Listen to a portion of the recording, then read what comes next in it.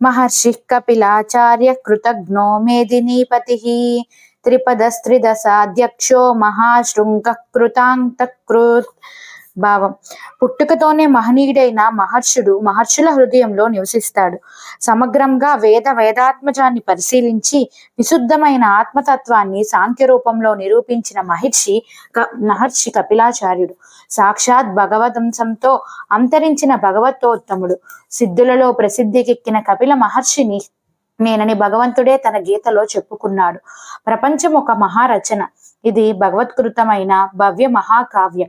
ఈ కావ్య పరిశీలన చేసి ఇందులోని కావ్యాత్మను గుర్తించి వివరించగల మహాత్ములకు వందనాలు.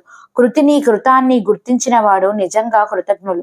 ఇలాంటి కృతజ్ఞులను దారి చూపేవాడు మేదినీపతి. ప్రపంచాన్ని నిర్మించిన విరించి.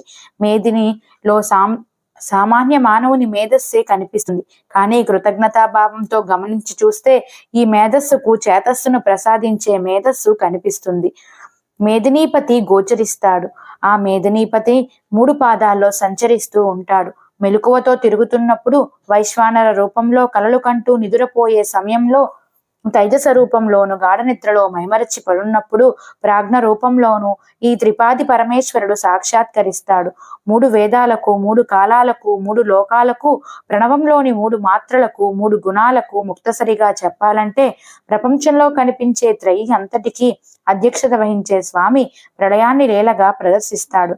సమస్త సృష్టి నశించిన మృత్యువుకు మృత్యువుగా అంతకాంతకుడు అవతరిస్తాడు. మృత్యువును కల్పించి ప్రేరేపించి తొలగించే లయగ్రాహి మహేశ్వరుడు.